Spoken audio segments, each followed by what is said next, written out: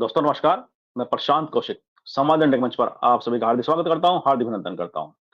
भारत जोड़ो न्याय यात्रा का कल मुंबई के अंदर समापन हुआ और समापन वाले दिन इंडिया गठबंधन की वहाँ पर एक रैली होती है, संयुक्त रैली होती है और उस रैली के अंदर जिस तरह से मुंबई का शिवाजी पार्क खचाखच भरा हुआ था, लाखों लोगों की उपस्थिति उस रैली के अंदर दिखाई दी। उसने इंडिया गठबंधन की जो एकता है, उसको और मजबूत कर दिया और साथ ही इंडिया गठबंधन के जो भी नेता वहाँ पर उस रैली के अंदर उपस्थित थे, उनके अंदर एक अलग तरह का उत्साह का संचार भी इस रैली ने कर दिया है। और उस रैली के माध्यम से जिस तरह से सत्ता को सीधा-सीधा चैलेंज किया है इंडिया गठबंधन के सभी नेताओं ने और अपने भाषणों में उन्होंने इसका प्रदर्शन भी किया और जिस तरह से बीजेपी सरकार की नीतियों को उन्होंने वहाँ पे आलोचना की और जो वहाँ जनसमूह था जिसकी भागीदारी बड़ी संख्या में वहाँ पर थी, उसने जिस तरह से उन सभी नेताओं के जो भाषण थे, उसको अपना समर्थन दिया। उसने निश्चित रूप से आने वाले समय में बीजेपी की राजनीतिक चुनौतियों को बढ़ा दिया है। और साथ ही एक विशेष बात और इस रैली के अंदर दिखाई दी कि उसमें भगवा झंडों की भरमार भी हमें उस रैली के अंदर दिखाई दी।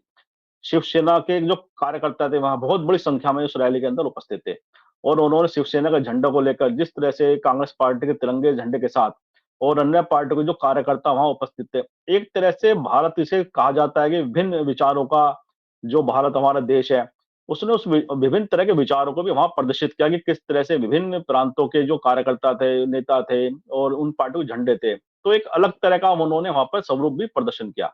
और राहुल गांधी ने जिस तरह से बीजेपी सरकार की तीखी आलोचना की और उसका हमने देखा कि आज प्रधानमंत्री मोदी जी ने भी अपने भाषण में उसका कहीं न कहीं एक अपना वो जवाब देने की उन्होंने कोशिश की।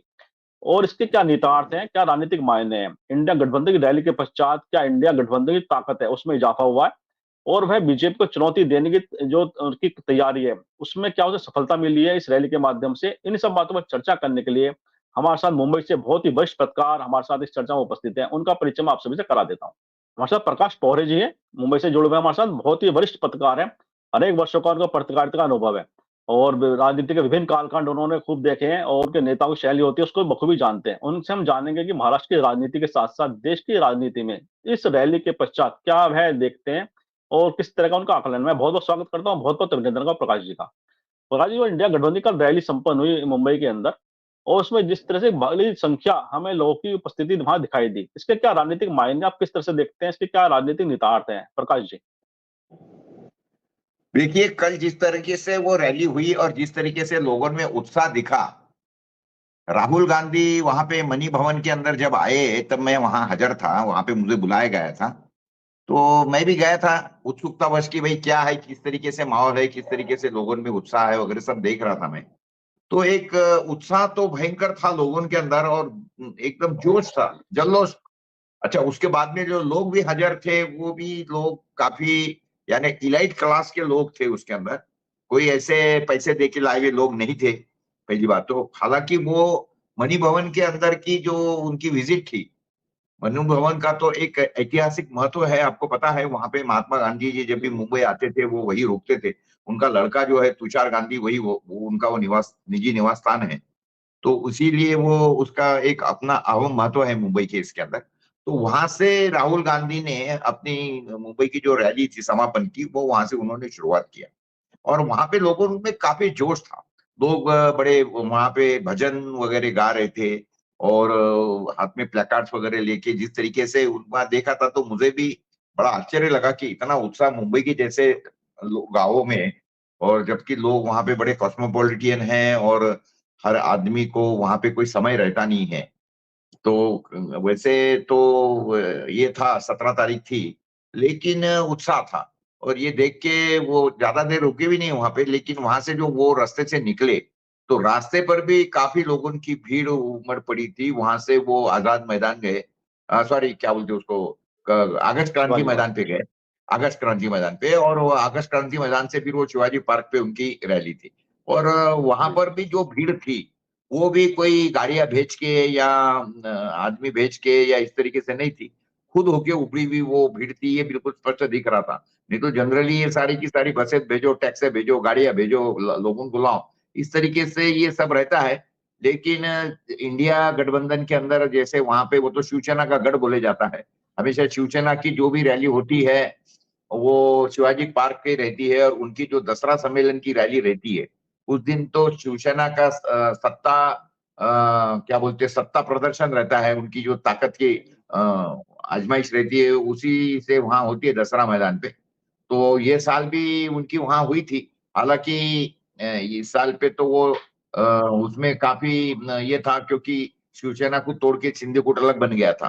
लेकिन उसके बावजूद भी उनके जो वहां पे जो पब्लिक थी उसमें कोई कमी नहीं आई थी।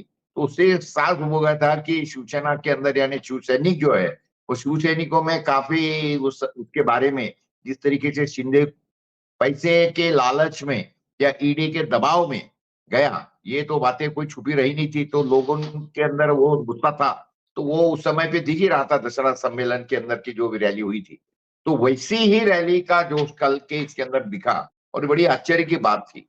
तो इससे एक साथ दिख रहा है कि हवा बदल गई है। हमारे महाराष्ट्र की हवा तो पूरी तरीके से बदल गई है। जो महाराष्ट्र के अंदर हमारे 48 सीट है, 48 सीट से 48 सीट में से 47 सीट शिवसेना और बीजेपी युति को मिली थी पिछली बार। बड़े मुश्किल से एक सीट कांग्रेस ले गई थी, और चंद्रपुर की, जी, जी। और वो भी सांसद अभी तो गुजर गए हैं, बाड़ू धानोरकर। तो 47 सीट जब 48 में से ली है ना, 100% ऐसा बोलिए ना, तो जब ये ले जी, लिया जी, था, जी। तो वहां पर अभी लेकिन चित्र बदल गया है। एक तो स्टेट के अंदर, किसानों के अंदर, और उसके बाद में गांव खेड़े के अंदर जो है, भयंकर वातावरण बदले हुआ है। यहाँ पे हर आदमी बीजेपी को गालियां दे रहा है। किसान तो एकदम ही, क्योंकि इनके करनी और कथनी में लोगों को जो फर्क दिखा है, उसके कारण वो था। और मैं ऐसा समझता हूं कि उसका स्पष्ट रूप कल के शिवाजी पार्क के जो जो रैली थी उसमें दिख रहा था।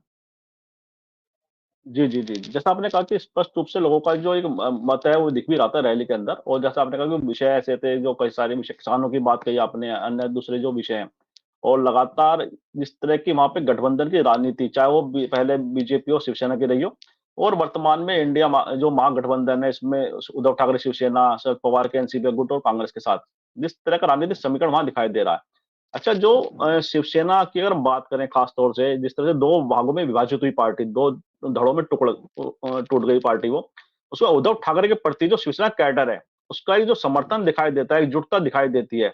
और ऐसे ही हम देखते हैं शरद पवार का जो कैडर है, वो शरद पवार के साथ ही दिखाई देता है, शरजीत पवार के साथ उतना नहीं दिखाई देता। तो ये चिंताएं बढ़ा रहा है बीजेपी की, इसके क्या राजनीतिक मायने, आप किस तरह से देख रहे हैं इस चीज को?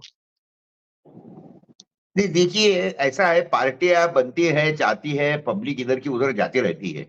लेकिन जिस तरीके से ये तोड़ा गया, वो तोड़ने का जो तरीका था, वो लोगों को अच्छा नहीं लगा। देखिए, इसके पहले भी कोई पार्टी में से लोग उधर से इधर गए नहीं, ऐसी बात हुई नहीं थी, हुई है। इसके पहले भी हमारे महाराष्ट्र के अंदर शिवसेना का टुकड़ा कट के क्या बोलते हैं, महाराष्ट्र नवनिर्माण राज वो ठाकरे के सेना साथ। मनसे, जैसे वो राज ठाकरे, उनका जो भाई है, वो अलग हुआ था। तो इसके पहले भी पार्टियां टूटी थी, लेकिन उस समय पे ये दोनों भाई टूटे थे। लेकिन उसके बाद में दोनों भाइयों के बीच के जो भी दरारें थी, वो ठीक है, दोनों भाइयों में थोड़ा सा मनमुटाव था, लेकिन इसका मतलब ये नहीं है कि नहीं देखने वाली बात नहीं थी। वो ठीक है, अपने अपने तरीके थे सोचने के। बाला साहब की एक थोड़ी गलती थी उसके अंदर, कि हालांकि उन्होंने जो सुप्रीमो बनाना था शिवसेना का, उस समय पे राज ठाकरे को बनाना था, क्योंकि राज ठाकरे ये इसको पॉलिटिकल विजन है। उसके बाद में उसकी जो भाषण देने की शैली है, वो एक जबरदस्त अपने इसके अंदर है। वो बाला साहब की ही डुप्लीकेट है, ऐसा समझे तो चलेगा। उद्धव ठाकरे जी, ये जी। पॉलिटिकल आदमी नहीं है, और उसको वो हिसाब से ये लोगों में जैसे, क्योंकि वो एक कलाकार आदमी है, आर्टिस्ट है, फोटोग्राफर है। तो वो उसका एक आर्टिस्ट तो राज ठाकरे भी है, बहुत अच्छा क्या बोलते हैं उसको, कार्टून्स वगैरह पेंटिंग बनाता है, कार्ड। कार्टून बनाता है, लेकिन और बहुत अच्छा उसको, लेकिन पॉलिटिकल समझ जो है राज ठाकरे को बहुत अच्छी है। लेकिन ठीक है, उस समय पे हो गया, तो उसमें से नाराज होके टूट के उस समय पे, हालांकि पर्दे के पीछे का जो कैप्टन था, पर्दे के पीछे का कैप्टन, ये सारी चीजें करने वाला, उस कैप्टन का नाम है विलास देशमुख। विलासराव देशमुख उस समय अच्छा। पे महाराष्ट्र के मुख्यमंत्री थे। और जो भी सत्ताधारी पार्टी है, उनका तो काम रहता ही है कि विपक्ष को कमजोर करो, विपक्ष को कमजोर कमजोर करो। करो। अब विलासराव देशमुख के सामने उस समय पे शिवसेना ये विपक्ष था। तो नेचुरली विलासराव देशमुख ने बराबर पर्दे के पीछे रह के चाबियां भर के ये राज ठाकरे को अलग करने लगा है पार्टी। उसी समय पे विलासराव देशमुख ने अन्ना हजारे को खड़ा किया, अन्ना हजारे को हाथ में लेके उसने जाके शरद पवार के पार्टी के पीछे लगा दिया था। अन्ना हजारे का सुबह शाम उठ के एक ही काम रहता था कि शरद पवार के फलाना मंत्री जो है ये भ्रष्टाचारी है, शरद पवार के खिलाफ में मेरे पास में एक ट्रक भर कागज है उसके खिलाफ के, उसके भ्रष्टाचार के। बस सुबह शाम अन्ना हजारे का यही बोलना रहता था, दूसरे कोई पार्टी के पीछे लगाने, ना भाजपा के पीछे ना कांग्रेस, कोई मंत्री या कोई आमदार इसको दिखता नहीं था, सिर्फ शरद पवार। तो ये इसके पीछे, पर्दे के पीछे जो आदमी था वो विलास देशमुख था, विलासराव देशमुख, क्योंकि उनका तो काम ही था ना, क्योंकि शरद पवार उस समय पे इनके विपक्ष में थे, तो ये सब किए। लेकिन उसके बावजूद विलासराव देशमुख कभी फ्रंट पे नहीं आए, एक बात समझिए। लेकिन अभी महाराष्ट्र के अंदर जो दो हमारे पार्टियों की तोड़ा गया, उसके अंदर शिवसेना को तोड़ा, तो वो शिवसेना वाला शिंदे बोलता था कि एक बहुत बड़ी शक्ति हमारे पीछे है दोस्तों, होटल के अंदर लोगों के सामने लेक्चर दे रहा था। लेकिन वो शक्ति उभर के सामने आ गई कुछ दिनों के अंदर ही, 4-5 दिनों के अंदर, कि वो है ये देवेंद्र फडणवीस। तो ये क्या है कि इसके कारण उसके पहले भी जो देवेंद्र फडणवीस ने जो किया था, देवेंद्र फडणवीस ने जो किया था कि सुबह 5 बजे जाके वो शपथ विधि उन्होंने करवाया राष्ट्र क्या बोलते अपने गवर्नर के सामने, गवर्नर के सामने। और उसके बाद में जाके जिस तरीके से उन्होंने, जबकि कोई जरूरत नहीं थी, जब ऑलरेडी शिवसेना तोड़ के इनके पास में 105 खुद के और ये शिंदे गढ़ के करीब करीब 40-45 ऐसा मिला के इनके पास में 150 तो हो गई थी। और हमारे महाराष्ट्र के अंदर तो क्या है 288 कुल मिला के सीट है, तो यानी 50% के लिए तो 144 जो होना था इनको, तो 144 की जगह पे जब इसके पास में 150 सीट हो गई थी, तो इसको कोई जरूरत नहीं थी अजित पवार को तोड़ने की। लेकिन उसके बावजूद भी अजित पवार को तोड़ा, और जो घिनौने तरीके से तोड़ा। देखिए एक बात ध्यान में रखिए कि उद्धव ठाकरे जब चीफ मिनिस्टर बने थे 2.5 साल, तो 2.5 साल के अंदर, हालांकि इनकी डिमांड क्या थी उद्धव ठाकरे की कि भाई अपन 5 साल साथ में थे, अभी जो है 2.5 साल आपका मुख्यमंत्री, 2.5 साल मैं मुख्यमंत्री या शिवसेना का मुख्यमंत्री, ऐसी बातें चल रही थी जो। और वो बोले कि भाई आपने हमको प्रॉमिस किया, टमका किया, ढमका किया, फलाना किया। अब वो बीजेपी ने जब देखे कि अपनी 105 सीट आ गई, तो बीजेपी मुकर गई ये सारे इसमें से, और बोले नहीं नहीं हम ही रहेंगे। तो इससे कारण सारा मनमुटाव हुआ, और उसका फायदा शरद पवार ने उठा के फिर ये तीनों पार्टी अलग एक आ गई, शिवसेना, कांग्रेस और राष्ट्रवादी, और ये पार्टी बनी, उनकी सत्ता आई 2.5 साल की। तो मुख्यमंत्री 2.5 साल ये थे उद्धव ठाकरे। तो वो 2.5 साल के अंदर कोरोना का पीरियड था, उद्धव ठाकरे 20 महीने 22 महीने मंत्रालय में पांव नहीं रखा। क्या आप मान सकते हो कि मुख्यमंत्री बने हुआ आदमी मंत्रालय में नहीं गया 20-22 महीने? तो मंत्रालय में नहीं जा रहा, उसके बाद में कोई मंत्री को नहीं मिल रहा, कोई एमपी को नहीं मिल रहा, पब्लिक को नहीं मिल रहा, सिर्फ वो पोस्टर लगते थे, पोस्टर छपते थे उसके। तो उस पीरियड के अंदर उद्धव ठाकरे ये पब्लिक में गुस्से का माध्यम हो गया था, बहुत गुस्सा था उद्धव ठाकरे के खिलाफ में लोगों का। लेकिन हुआ क्या, जिस तरीके से ये इसने तोड़ा उसकी पार्टी, अपना देवेंद्र फडणवीस ने जिस घिनौने तरीके से तोड़ा कि ये लेके गए 50-50 करोड़ का ऑफर दिया हर एक को, ये भी छुपी बात नहीं रही। हवाई जहाज लेके गए, पहले गोवा, फिर बाद में गुवाहाटी वगैरह, इस तरीके से सारे चलाए, होटलों में रोके, और 50-50 करोड़ रुपए दिए। कोई एमएलए जाके फूट के आया उसमें से, बोले मेरे को 50 करोड़ दे रहे थे लेकिन मैंने नहीं लिया करके, मेरा जमीर जागा, मैं निकल के आया भागा से। तो ये सारी बातें एक्सपोज हो गई। तो कहने का मतलब हमारे अखबार ने तो ये पूरा छापा था भाई, हेडलाइन छापी थी इसकी कि 3000 करोड़ में हुआ सत्ता बदल। ये हेडलाइन थी मेरे अखबार की, 3000 करोड़ में हुआ सत्ता बदल, क्योंकि 50 एमएलए 50-50 करोड़ तो 2500 करोड़ या 500 करोड़ रुपए, ये सारा होटल वोटल, हवाई जहाज, चार्टर प्लेन वगैरह, इसका तो 3000 करोड़ का आंकड़ा हमने छापे थे उस समय पे। और मुख्य बात यह है कि इसका खंडन किसी भी पार्टी ने नहीं किया, किसी ने भी नहीं किया, ना शिंदे ने किया, ना ही फडणवीस ने किया। तो और हमारे अखबार से वो न्यूज उठा के पूरे भारत भर में चली कि महाराष्ट्र का एक अखबार ऐसा ऐसा बोल रहा है, ऐसा ऐसा छप रहा है करके। तो कहने का मतलब क्या है कि जिस घिनौने तरीके से ये हुआ, तो जो उद्धव ठाकरे लोगों के गुस्से का कारण था फूटने के पहले, लेकिन ये फूटने के बाद में जिस तरीके से उसका धनुष्यबाण छीन लिया, उसके बाद में बाला साहब ठाकरे का नाम छीन लिया लोगों में। भैया क्या है कि ये एक बात समझिए कि शिवसेना बोले तो बाला साहब ठाकरे, ये समीकरण है। हाँ, और उसके बाद में तुम जाके उसका बाप भी छीन रहे हो, उसके पार्टी का चिन्ह भी छीन रहे हो, तो लोगों में एकदम गुस्सा आ जाता है। जो कॉमन आदमी है ना, उसको कोई लेने वो बोलते अरे यार उसका बाप भी ले लिया, जो वो पार्टी का सिंबल भी ले लिया, अरे कैसा बहुत गलत हुआ, बहुत गलत हुआ। तो ये हमारे भारत के अंदर क्या है, लोगों में जो सेंटिमेंट्स है ना, ये सेंटिमेंट्स। उसको आहत हो जाती है और उसके कारण ये सारी प्रॉब्लम आ जाती है। और उसके बाद में जिस तरीके से जब जरूरत नहीं थी फिर भी इन्होंने जाके अजीत पवार को तोड़ा, शरद पवार के पार्टी को तोड़ा, शरद पवार का भी चिन्ह भी ले लिया, पार्टी का नाम भी ले लिया। अभी क्या है कि सत्ता इनके हाथ में है, प्लस इन्होंने जाके अच्छा ये सारा कर रहे, ईडी के थ्रू कर रहे, ये तो कुछ बातें छुपी नहीं रही। और सबसे मेन बात ये है कि इन्होंने कोर्ट को भी अपने ताबे में ले लिया। ये तो दिख गया कोर्ट ने, हालांकि सुप्रीम कोर्ट ने क्या निर्णय देना बाकी रखा था कि ये सारा गलत है, ये असंवैधानिक सरकार है, यहां तक के बोल दिया सरकार सुप्रीम कोर्ट ने, और उन्होंने बोल दिया कि इसके बारे में निर्णय इमीडिएटली ले। लेकिन उन्होंने समय सीमा बांधी नहीं, तो इसके अंदर ये 1.5-2 साल निकल गए इनके। तो क्या है कि ये सारी चीजें होने के कारण अभी जो पब्लिक सिंपैथी जो है ये उद्धव ठाकरे के पीछे चली गई है, और दूसरी सिंपैथी जो है शरद पवार के पीछे चली गई। एक बात ध्यान में रखिए, अभी आने वाले इलेक्शन के अंदर आपको दिखेगा भला ये कितना भी पैसा फेंके, लेकिन उसके बावजूद भी उद्धव ठाकरे गुट के ज्यादा लोग चुन के आने वाले हैं, शरद पवार के भी चुन के आने वाले हैं। और अभी तो इन्होंने गठबंधन करवा लिया है, कांग्रेस का भी गठबंधन साथ में आ गई है। तो जो वोटों का बंटवारा था वो खत्म हो गया। और अभी जो मेन बात मालूम पड़ी है अंबेडकर की, ये जो दलित वोट है हमारे आगे, वो भी बहुत अहम भूमिका बजाते थे। तो लेकिन अभी ये मालूम पड़ा है कि अभी अंबेडकर को 5 सीट देने का तय हो गया है।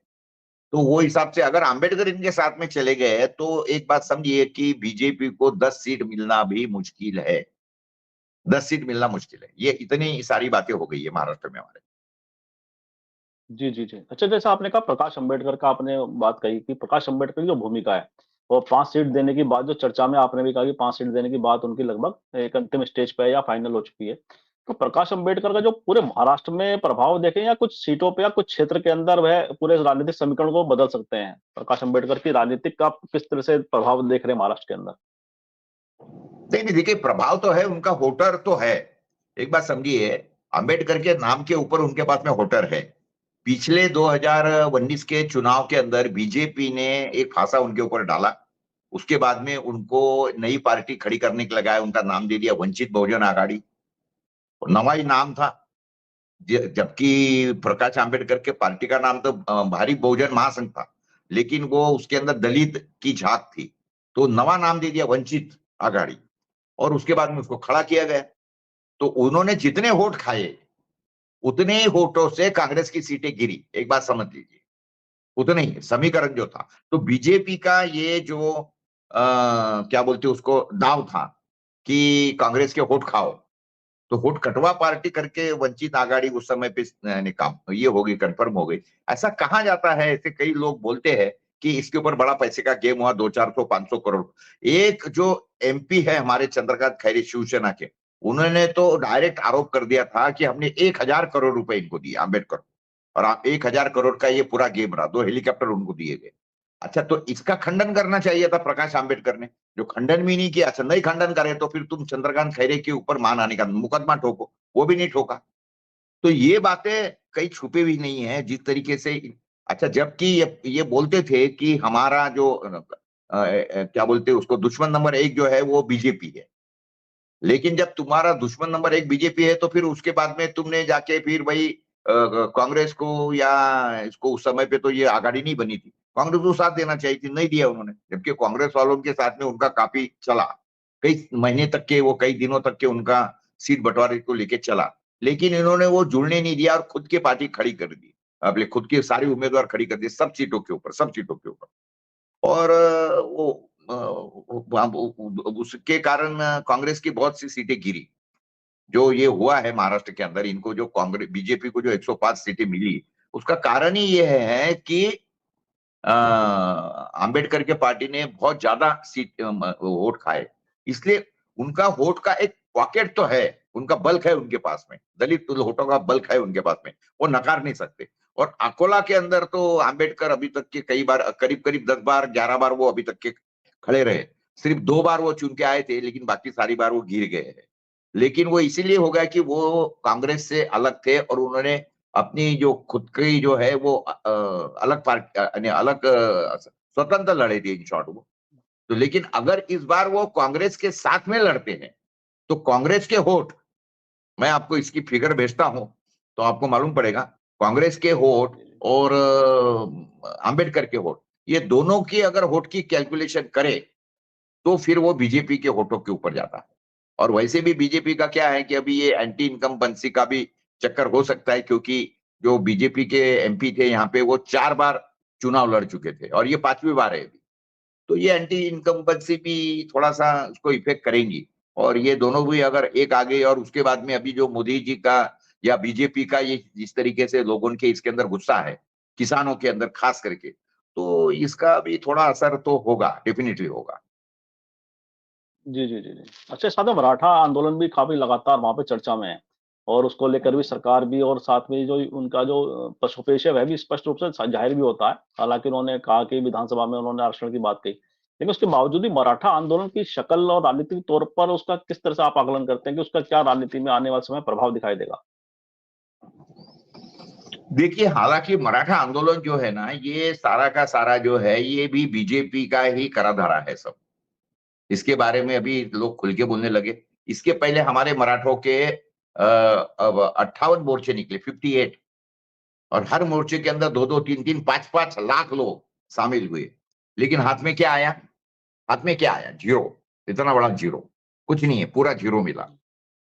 तो ये जिस तरीके से ये मोर्चे निकाले गए, 58 मोर्चे, जबकि कौन से पीरियड के अंदर, ये 2014 से तो 2019, ये पीरियड के अंदर 5 साल में ये मोर्चे निकले। लेकिन क्या बोलते हैं इसको, उसका आउटपुट जीरो था। तो और जिस तरीके से जो डिसिप्लिनरी सिस्टम में वो सारे मोर्चे निकले, 2-2, 4-4, 5-5 हर डिस्ट्रिक्ट के से निकले, 1-1, 2-2। हमारे महाराष्ट्र के अंदर जो है करीब करीब 30-35 डिस्ट्रिक्ट है, लेकिन 58 मोर्चे निकले, एक एक डिस्ट्रिक्ट से 2-2 मोर्चे भी निकले, कई डिस्ट्रिक्ट ऐसे रहे। सबसे आखिरी बड़ा मोर्चा तो मुंबई का था, आखिरी का मोर्चा 58वां।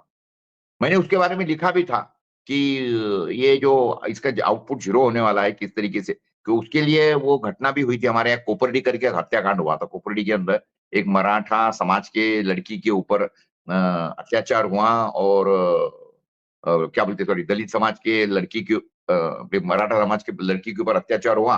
वो दलित ने किया वहां पे, और वो सारा का सारा फिर वो बात ने बड़ा तुक पकड़ लिया था।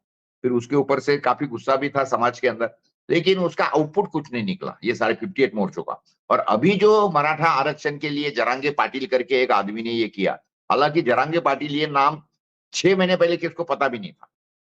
मैं तो मीडिया का आदमी, लेकिन मुझे कभी नाम नहीं सुना था जरांगे पाटिल का। लेकिन उसको भी जानबूझ के खड़ा किया गया, ऐसा कहते हैं लोग कि बीजेपी ने ही उसको खड़ा किया। क्योंकि बात ऐसी थी कि बीजेपी को जो फिलहाल स्टेट के अंदर हमारे जो भी असंतोष है, तो ये असंतोष कौन से वर्ग में है? ये असंतोष है किसानों के वर्ग में। क्योंकि किसान के कोई चीज को भाव नहीं है। प्याज के ऊपर इन्होंने बंदी कर दिया, गेहूं को बंदी कर दिया एक्सपोर्ट के लिए, चावल की बंदी है, उसके बाद में सोयाबीन के जो भाव थे, जो 1 साल पहले पिछले साल जो किसानों को भाव मिले थे, उससे आधे दाम है सब चीज के, आधे। और खर्चा दुगना हो गया। जो मोदी जी ये बोलते थे कि हम लागत से दुगना देंगे आपको, लागत से दुगना, तो वो मोदी जी ने लागत से दुगना खर्चा करवा दिया। समझिए आप, लागत से दुगना खर्चा करवा दिया, लेकिन जो कीमत थी वो आधी करवा दिया। यानी किसान दो समय का इसको दो और 2 टाइम्स का लॉस वो हो गया, एक्स्ट्रा एक्सपेंडिचर का, और 2 गुना भाव पीछे हो गए। तो कहने का मतलब किसान चौपट हो गया, 4 पट हो गया। तो इसके कारण किसानों में बड़ा गुस्सा था। अब किसान जो है ये कौन है? बेसिकली किसान ओबीसी में आता है। वो तेली है, माली है, कोड़ी है, कुंबी है, पाटिल है, देशमुख है, कुर्मी भी है, इसके अंदर सारे, इसके अंदर इवन मुस्लिम भी है। तो ये किसानों में जो गुस्सा था, ये गुस्से को डाइवर्ट करने का था। तो डाइवर्ट करने के लिए इन्होंने जरांगे नाम का एक आदमी खड़ा करवा दिया। फिर उसी को बोले कि भाई तू मराठा आरक्षण चिल्ला, फिर हम तुमको बोलेंगे कि हम तुमको कुंबियों में देंगे। फिर कुंबी ये ओबीसी में आते हैं, और कुंबियों को तो ऑलरेडी आरक्षण है, कुंबियों की कोई डिमांड ही नहीं थी। तो उसके अंदर ऐसा हुआ कि फिर कुणबी के खिलाफ में यानी ओबीसी के लिए उन्होंने एक नेता खड़ा कर दिया है, उसका नाम है छगन भुजबल। वो हालांकि मिनिस्टर है। फिलहाल की जो सरकार है उसमें, सरकार में। लेकिन मिनिस्टर होने के बावजूद भी वो रास्ते पे उतरा और उसने बोला कि नहीं नहीं, हमारे ओबीसी में से, कुणबी में से नहीं आरक्षण देने का, आप सेपरेटली दे लो। तो बड़ा घमासान हुआ, ये बोल रहे थे कि हमको दो, वो बोल रहे थे कि नहीं देंगे, देना नहीं चाहिए। तो कहने का मतलब क्या हुआ कि इसके अंदर फूट हो गई समाज में। ओबीसी में हमारे जो भी लोग आते हैं ना, फिर वो धनगर बोलने लगे नहीं नहीं हमारे में मत डालो, वो मत डालो। तो कहने का मतलब क्या है कि 6 महीने से यही काम चल रहा है। जो असली समस्या है स्टेट के सामने की, इन्होंने उसी समय पे क्या करवा लिया, हमारे स्टेट में 68,000 स्कूल्स है, जिला परिषद की और पंचायत समिति की और नगर पालिका की, ये सारी स्कूल्स इन्होंने बंद कर दिया। उसके अंदर के जो भी टीचर्स थे वो प्राइवेट वालों को ये हो गए। उसके बाद में अभी जो हमारे स्टेट के अंदर जो वैक्यूम थी, यानी जो नौकरियां थी सरकारी, वो सरकारी नौकरियां इन्होंने भरना बंद कर दिया और वो पूरे कॉन्ट्रेक्चुअल बेसिस पे भर रहे। वो कॉन्ट्रेक्चुअल बेसिस पे भरने के लिए इन्होंने 9 एजेंसी अपॉइंट किया। वो 9 एजेंसी जो है वो सारे इन्हीं के खेमे के लोगों की है, कोई एमएलए की भी है, आमदारों की भी है, विधायकों की है, और 11 महीने की नौकरी मिलेगी। 10,000 से 10,000, 15,000, 20,000, 25,000 ऐसे भाव रख दिए अलग अलग कैटेगरी के। तो इसके कारण बड़ा गुस्सा है लोगों में, और ये सारे गुस्से को डाइवर्ट करने के लिए इन्होंने ये मराठा आरक्षण का एक चक्कर चलाया। लोग इसके अंदर खेमे फंसे रहे, दे रहे, हो रहा है, मिल गया है और दे दिया हमने आश्वासन, फिर और कारण से हम तुम्हारे तुम्हारे जो सगे सोहरे, यानी कहने का मतलब जो रिश्तेदार है उनको भी देंगे। इस तरीके से सारा चक्करबाजी ये पूरे 6-7 महीने में, 9 महीने से हमारे स्टेट के अंदर वही चल रहा है। आखिरी होने वाला कुछ नहीं है। मूल रूप से बात यह ऐसी है कि जब एक तरफ आप सरकारी नौकरियां खत्म कर रहे हैं, सारे सरकारी उपक्रम है सारे बेच दिए, सेंट्रल गवर्नमेंट ने बेच दिए। प्लस दूसरा क्या करवा दिया इन्होंने, कि जितनी सरकारी स्कूलें थी वो प्राइवेट को दे दिया। वो सरकारी नौकरियां खत्म हो गई पूरी की पूरी, और जो भरने वाले लोग हैं वो भी अभी कॉन्ट्रेक्चुअल बेसिस पे भरने वाले हैं। वो पूरे, उसके बाद में जो लोग इधर उधर नौकरी नहीं मिले तो लोग बेचारे सेना में जाते थे, तो सेना की नौकरियां खत्म करके आपने वहां अग्निवीर भरवा दिए। तो जब सरकारी नौकरियां खत्म हो गई तो आरक्षण लेके करेंगे क्या? करेंगे। हमारे इसके अंदर ऐसा बोलते हैं कि जो गांव वीरान हो गया, यानी भूतिया गांव हो गया, और तो वीरान गांव की ठाकुरा लेके क्या करेंगे आप?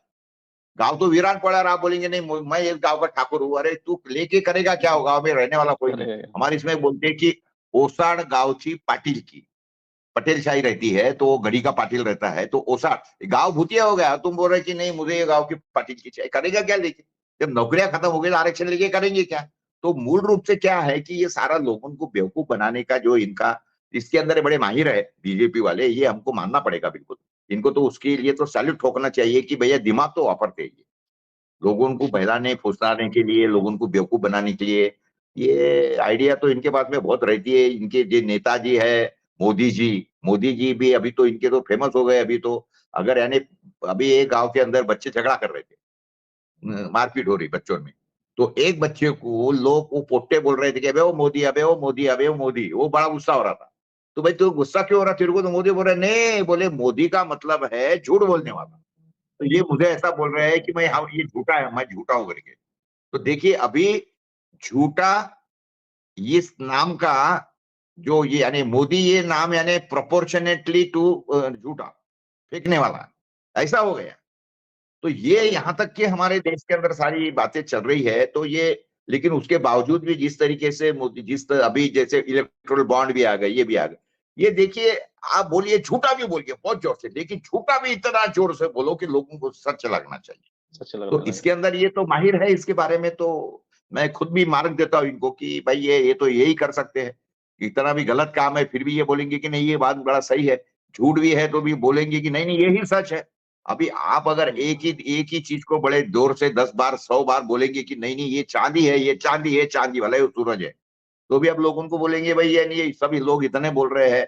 तो वो ऐसी वाली बात हो गई है हमारे देश के अंदर फिलहाल तो। लेकिन महाराष्ट्र में इसका बहुत खामियाजा बीजेपी को भुगतना पड़ेगा। 47 सीट जो इनकी आई थी, मैं नहीं समझता कि 10 के ऊपर इनकी सीट आएंगी करीब। जी, जी। जैसा आपने कहा कि 10 मुश्किल से पकड़ पाएँगे सीट, ये 10 भी आंकड़ा बड़ा मुश्किल लगता है आपके अनुसार। अच्छा, जैसे एक राहुल गांधी ने कल अपने भाषण में एक बात और कही। उन्होंने कहा कि जिस तरह से अपने एक नेता के बारे में उन्होंने कहा कि नाम तो नहीं लिया उन्होंने, लेकिन सब समझ गए उनकी जो जिस तरह से उन्होंने उसका उल्लेख किया कि बीजेपी में चले गए और उन्होंने मेरी माँ के पास मतलब रोते हुए कहा कि मुझ पे इतना दबाव, मैं जेल जाना नहीं चाहता। तो उसके जो राजनीतिक संदेश राहुल गांधी देना चाहते थे, क्या वह महाराष्ट्र में अच्छी तरह चला गया संदेश में? लोगों को समझ में आ गया कि किस तरह से जो राजनीतिक, जिस तरह से, जैसे आपने कहा कि बहुत सारे ऐसे कुछ कार्य हो रहे हैं जिससे कि जो अनेक नेता हैं विभिन्न पार्टियों के, उसको दबाव में लिया जा रहा है। तो जो राहुल गांधी जो संदेश देना चाहते हैं राजनीतिक रूप से, क्या वह आराम से चला गया महाराष्ट्र के अंदर? हाँ, एकदम लाउड एंड क्लियर, आराम से क्या जाने का है। It has been given and spread loud and clear, loud and clear. EVM के बारे में भी राहुल गांधी ने बोला है कि वो, उन्होंने जी, तो जी। क्लियर किट बोला कि मोदी की सत्ता जो है वो ईडी है, ईवीएम है, इनकम टैक्स है, सीबीआई है। यही उनकी मोदी की, इसी में मोदी की जान फंसी है। उन्होंने बोला कि वो राजा की जो जान है वो इसी में फंसी है, इसी में जान है। तो ये बातें तो बड़ी अच्छी हुई है। भाषण भी काफी लोगों ने उधर दिए है, इवन आम्बेडकर ने भी उसके अंदर भाषण दिया है। लेकिन आम्बेडकर ने थोड़ा भाषण जो है वो थोड़ा अलग लहजे में दिया है, उसके बारे में भी बड़े लोगों में चर्चा है। लेकिन खड़गे जी का भाषण हुआ, खड़गे जी तो मराठी में बोले, बहुत अच्छा बोलते हैं खड़गे जी। मराठी में बोला। हालांकि हाँ, वो हालांकि है तो वो कर्नाटक के, लेकिन मराठी बहुत कर्नाटक के। अच्छी है उनकी, बहुत अच्छी कमांड है। तो उसका संदेश तो अच्छा गया है हमारे महाराष्ट्र के अंदर, और मुंबई के अंदर ये सारी बातें होने से उसका यानी असर होगा। अच्छा, एक बात और थी मुख्य रूप से जो रैली के अंदर जो हमने झंडों की बात की कि इस तरह से, जिस तरह शिवसेना के भगवा झंडे वहां दिखाई दिए रैली के अंदर, कि कांग्रेस की रैली में इस तरह के झंडे कभी प्राय देखे नहीं जाते हैं, लेकिन जिस तरह से बहुतायत थी भगवा झंडों की भी रैली के अंदर, इसके क्या राजनीतिक मायने हैं? ये राजनीतिक मायना नहीं है, वो एरिया जो है ना शिवाजी पार्क, ये सारा का सारा शिवसेना का गढ़ है, एक बात समझिए। पूरे शिवसैनिक जो है ना उसी एरिया के आजू बाजू में है। और जब उद्धव ठाकरे वहां हाजिर होने वाले हैं और जब इंडिया के वो भागीदार है, तो नेचुरली ये तो होना ही है ना। सिर्फ शिवसेना के झंडे नहीं दिख रहे थे उसके अंदर, नीले भी झंडे थे, हरे भी झंडे थे, प्लस अपने क्या बोलते, दूसरे पार्टियों के भी, इवन तेजस्वी यादव के भी झंडे थे उसके अंदर। तेजस्वी ने भी बड़ा अच्छा भाषण ठोका है उसके अंदर। तो और देखिए, ऐसा है कि भगवे झंडे तो जो है वो तो सिंबल है। भला ये कितना भी करे, शिवसेना का तीर कमान ले लिया या शिवसेना नाम ले लिया, लेकिन भगवा झंडा तो नहीं अभी बीजेपी ने छीना ना उनका, वो तो उन्हीं के पास में है। और लोग बड़े उत्साहित है। इनको तो लोग आदमी भेज भेज के लाना पड़ता है। इवन मोदी जी की रैली हुई थी अभी, रैली नहीं क्या बोलते उसको, सभा हुई थी हमारे यवतमाल के अंदर। तो लोगों को तो पैसे दे दे के लाए थे उन्होंने, सब औरतें की जितनी भी कैंप थी वो सबको 11-11 हजार रुपए दिए लोगों को, लेकिन उसके बावजूद भी कोई रुका नहीं था मंडप के अंदर। वो बहुत उसके बाद में इन्होंने हिम्मत नहीं की है। मोदी की रैली जब फेल हो गई, सभा फेल होने के बाद में, उसके बाद में महाराष्ट्र में रैली नहीं हुई। अमित शाह अकोला में आके गए, लेकिन उन्होंने ओपन सभा नहीं लिया, एक बात ध्यान में रखो। इनकी हिम्मत नहीं हुई है, क्योंकि उनको पता है कि अभी लोगों का मूड चेंज हो गया है। जी, जी, जी, जी। बिल्कुल ठीक है आपने कि लोगों का मूड जो बदल रहा है, वह स्पष्ट रूप से कहीं न कहीं एहसास कर रहा है सत्ता पक्ष को, और वो इसीलिए कहीं न कहीं ऐसा लगता है कि परेशानी उनकी बढ़ रही है और वे महसूस भी कर रहे हैं इसको। तो जो पूरी महाराष्ट्र की अगर राजनीति की निष्कर्ष की बात करें, जो इंडिया गठबंधन है, हालाँकि सीट बँटवारे की लगभग चीज़ें फाइनल अंतिम चरण में उनकी हैं, और जैसे प्रकाश अंबेडकर 5 सीटों पर, और कांग्रेस पार्टी, एनसीपी और शिवसेना उद्धव ठाकरे के बीच में लगभग जो सीट शेयरिंग का फार्मूला है, वह कहा जा रहा है पूरा तय हो चुका है, केवल घोषणा बाकी रह गई है। तो ऐसे में आप किस नज़र से देखते हैं कि जो सीटों की शेयरिंग है, किस अनुपात में आपस में इनमें डिसाइड हुई है? किस तरह से, क्या खबरें हैं, क्या संकेत हैं? नहीं, सिर्फ सीट बंटवारा और इसके ऊपर नहीं रहेगी। अभी मेन चैलेंजेस जो है वो दो है अभी इलेक्शन में लोगों के सामने। वो एक है ईवीएम का। जी, देखिए, लोगों में बड़ा रोष है ईवीएम के बारे में। तो एक तो ईवीएम में अगर इन्होंने खेला कर दिया, और वो करने का बहुत ज्यादा ये है क्योंकि इन्होंने जिस इतने लंबा समय जो लिया, 7 चरणों में इन्होंने जो इलेक्शन करा, जबकि महाराष्ट्र के अंदर तो कितना है, 48 ही है। 1 या 2 चरण में पूरे महाराष्ट्र में हो सकता है। लेकिन जिस तरीके से इन्होंने महाराष्ट्र का पूरा चरण में बांट दिया है, तो इसके ऊपर से इनकी मंशा जो है वो बिल्कुल साफ दिख रही है कि ये कुछ ना कुछ गड़बड़ करेंगे। इसके ऊपर ही बीजेपी रुकने वाली नहीं है। आपको भी मालूम है, ये तो पुलवामा लेके तो सब करते ही है समय पे। अब कल जाके तो ये जाके राम मंदिर के अंदर एक आधा बम बम भी फोड़ सकते हैं, उसके इतना कोई, इनका इनका छोड़ दो जी, ये कुछ भी कर सकते। हिंदू मुस्लिम कर सकते हैं। एक आधे बार नहीं बोले जाए तो मस्जिदों में बम फेंक देंगे, फिर बोलेंगे हिंदू मुस्लिम हो गया, मुसलमान हिंदू हो गया, कुछ भी करेंगे। और हो सकता है कि अभी चाइना के साथ में इनका तो चल ही रहा है। हो सकता है कि अभी तो इन्होंने पुलवामा करा था तो इंडिया पाकिस्तान था, तो अभी इस बार पे वो इंडिया चाइना कर देंगे। और इलेक्शन कमिश्नर को तो जब पिछले बार बोले गया था कि इन्होंने भाई सेना के नाम पे वोट मांगे, जो कि नहीं मांग सकते, तो इलेक्शन कमीशन ने क्या कर दिया, इस समय पे वो सेना के नाम पे नहीं मांगेंगे तो इंडिया चाइना के नाम पे मांगेंगे, कुछ भी करेंगे। देखिए, ये अभी बोलना ये बड़ा मुश्किल है, क्योंकि ये पूरे के पूरे, देखिए बीजेपी ये वो पार्टी है कि जो 24/7/365 डेज इलेक्शन मोड में रहती है। और इनके सामने कांग्रेस जो पार्टी अभी देखिए ना, अभी तो इनकी कल इन्होंने वो खत्म करी, परसों, है ना, कल खत्म करी या ये। और तब तक के तो बीजेपी ने तो इनके कार्यालय खोल दिए, उम्मीदवार जाहिर कर दिए, सब हो गए। तो बीजेपी ये बहुत सीरियसली लेती है इलेक्शन में। इनके तो पन्ना प्रमुख, बूथ प्रमुख ये तक के अपॉइंट हो चुके हैं। लोगों को घर में से लाने के लिए गाड़ियां वाड़ियां भी निश्चित हो गई है। हर एक एक इसके अंदर 2-2, 3-3 हजार बूथ भी इनके फाइनल हो गए हैं। जबकि कांग्रेस के अंदर तो कोई नेता, हमारे अकोले का अगर आप पूछे तो कुछ नहीं है। जब कुछ अकोले नहीं। की ये परिस्थिति है, तो मैं तो अकोला में रहता हूं, तो यहाँ पर ऐसी परिस्थिति है, तो बाकी जगह पे तो सरी की परिस्थिति है। कोई इसके अंदर इनके अभी तक के कोई, कांग्रेस वाले तो क्या समझते हैं, लोग बीजेपी से नाराज है तो जाएंगे कहाँ, आएंगे हमारे पास।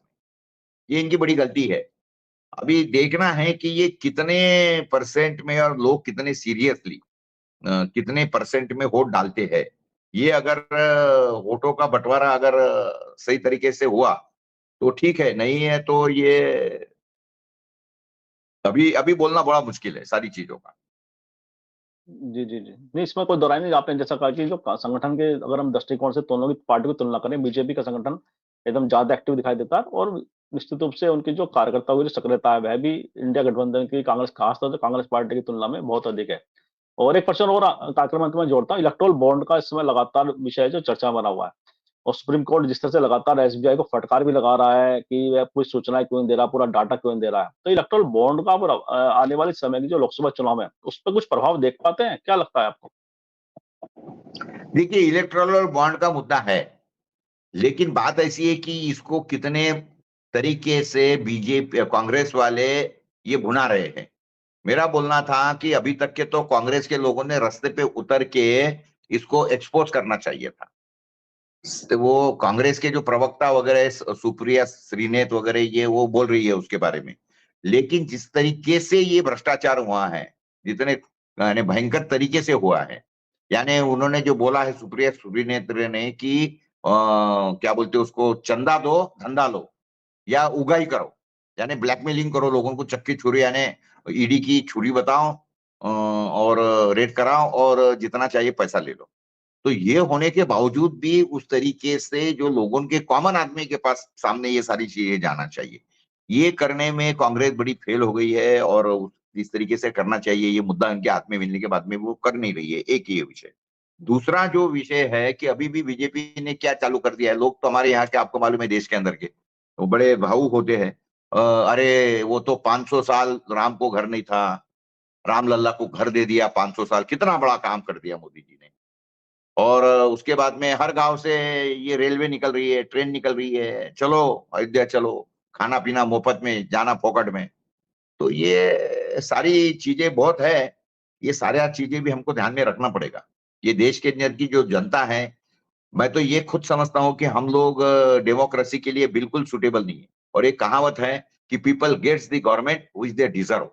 जैसी लोगों की लायकी है ना, क्या हमारे यहाँ के लोग, जो लोग ये इस बात को बुरा नहीं मानते कि पंतप्रधान ये बोलते हैं कि हमारे, मैं बस 82 करोड़ लोगों को हम राशन मुफ्त दे रहे हैं, तो ये कॉलर टाइट करने की बात है या शर्म से डूब मरने की बात है कि तुम इस तरीके से राज कर रहे हो कि देश के अंदर की 80 करोड़ 90 करोड़ जनता भूखी नंगी है, लोगों को नौकरियां नहीं है। तुमने वादे क्या किए थे, बोले क्या थे, लेकिन लोगों को ये बातें अच्छी लगती है कि देखो भाई यार, गरीबों को खाना दे रहा, 80 करोड़ लोगों को मुफ्त में राशन दे रहा है। हालांकि तो शर्म से डूब मरने की बात है, पॉलिटिशियन लोगों की भी डूबने की बात है। और जो लोग ले रहे हैं अभी 5 किलो अनाज, उसकी कीमत क्या है, हालांकि देखी जाए कितनी कीमत है उसकी, हो के 100 रुपए 200 रुपए कीमत होगी उसकी पूरी की पूरी। तो दिन बिल्कुल। में गिने या तो 7-8 रुपए रोज के दे रहे लोगों को, भीख मंगे लोगों को। किसानों को ये साल के 6,000 रुपए देते हैं, साल के 6,000। वो भी 2-2 हजार रुपए 4-4 महीने के इसमें देते हैं। अब एक किसान को irrespective of his land holding, एक बात समझिए, और इसको अगर 6,000 रुपए को आप 365 डेज से अगर डिवाइड करो तो रोज का आता है 17 रुपया। 17 रुपया। आप बोलो 17 रुपए की भीख किसानों को दे रहे, लोगों को रोज का राशन सिर्फ दे रहे हो, तो सिर्फ राशन से काम होता है क्या? अच्छा, राशन क्यों दे रहे हो भाई? बहुत चीजें लगती है ना लोगों को, तो साबुन भी लगता है, जो बिल्कुल। गरीब है उसको अगर मकान बांधना है, मरम्मत करनी है तो टीन टप्पर भी लगते हैं, सीमेंट भी लगता है, उसको लोहा भी लगता है, उसके बाद में अगर उसका बच्चा स्कूल में कॉलेज में जाता है तो उसको डेटा भी लगता है, पेट्रोल भी लगता है उसको, अगर गाड़ी खर्च हो रही है, कोई कारागिर है तो आप उसको ये सारी चीजें दे रहे हो, खाने की चीजें क्यों दे रहे हो? क्योंकि किसान से आप लूट रहे हो, किसान दे रहे हैं और किसान तो बैठा है बेचारा, और 13-13 महीने, सवा-सवा महीने, साल अगर बैठते हैं किसान, उसके बाद भी आप उसकी सुनते नहीं हो। और अभी ये आ रहे तो किसानों के ऊपर तुम गोले दाग रहे हो, कुछ कर रहे हो, उनके रास्ते रोक रहे हो, और सारी चीजें जो है दबा रहे हो। मीडिया में तो अभी बात ही नहीं आ रही, लोगों को तो पता ही नहीं है कि बात अभी वो सिंगू बॉर्डर पे किसान बैठे हैं या घर को गए, ये भी पता नहीं है अब लोगों को। एक बात ध्यान में रखिए, लोगों को कोई they are people are least bothered about farmers, एक बात समझिए। क्योंकि सारा जी, का सारा इन्होंने मीडिया खरीद लिया है, सारे को गोदी में बैठा लिया करके गोदी मीडिया हो गया है। यूट्यूबर्स भी बेचारे कर करके, आपके मेरे जैसे यूट्यूबर इसके बारे में बोल बोल के लिख लिख के कितना लिखेंगे, हमारे अखबार के अंदर हम लिखना लिख लिख के कितनी बार लिखेंगे ये सारी चीजें। अच्छा, खबरें आती भी नहीं है बाहर, खबरें भी नहीं आ रही है, बात इन्होंने वहां से इंटरनेट बंद करवा दिया, सब हो गया है। तो सब तरफ से तो इन्होंने घेराबंदी तो सब कर दिया, घेराबंदी कर दिया। अभी मैं ये सारी चीजें है ये लोगों के विवेक पे छोड़ता हूँ, ये सारी चीजें जो है ना लोगों के विवेक पे छोड़ता हूँ। जैसे वो इलेक्शन कमिश्नर का विवेक जागरूक हो गया तो उसने समझ लो इलेक्शन अपने क्या बोलते इस्तीफा दे दिया, या इस्तीफा जिस दे दिया। तरीके से बाकी के भी कुछ हो गए शायद काफी चीजें। तो अगर किसी का विवेक जागरूक हो गया तो वो बाहर आएगा। अभी मुझे पता नहीं है कि विवेक जागरूक हो गया या उसके ऊपर डंडा चला दिया अरुण गोयल के ऊपर, ये तो बातें ये भी हुई नहीं है।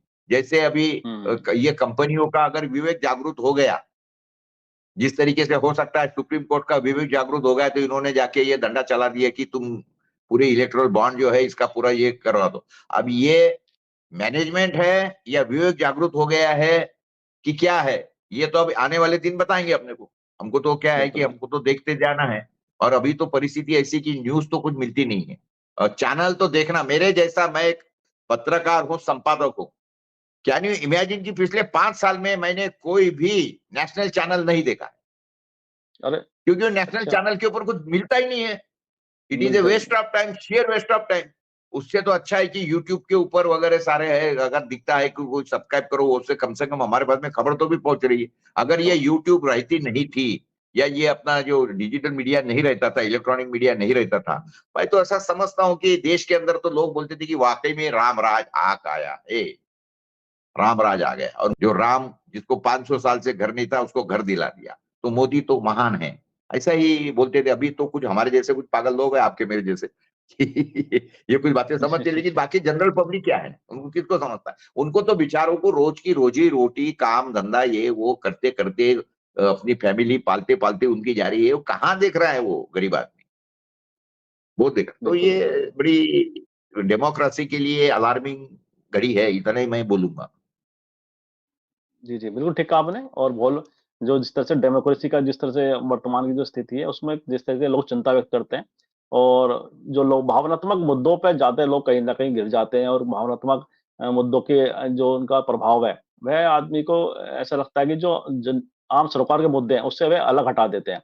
ये राजनीति का बड़ा विषय है और जैसा आपने कहा कि अगर लोगों में जागृति आती है, जागरूकता आती है, तो निश्चित रूप से बीजेपी के लिए चिंताएँ बढ़ जाएँगी। और इन्हीं शब्दों के साथ आज की चर्चा को विराम भी देते हैं और मैं जिस तरह से आपने वर्तमान जो राजनीति है, जो उसके ज्वलंत विषय हैं, जिस तरह से आपने उसका विश्लेषण किया है, मुझे विश्वास है हमारे दर्शकों को चर्चा ज़रूर पसंद आएगी।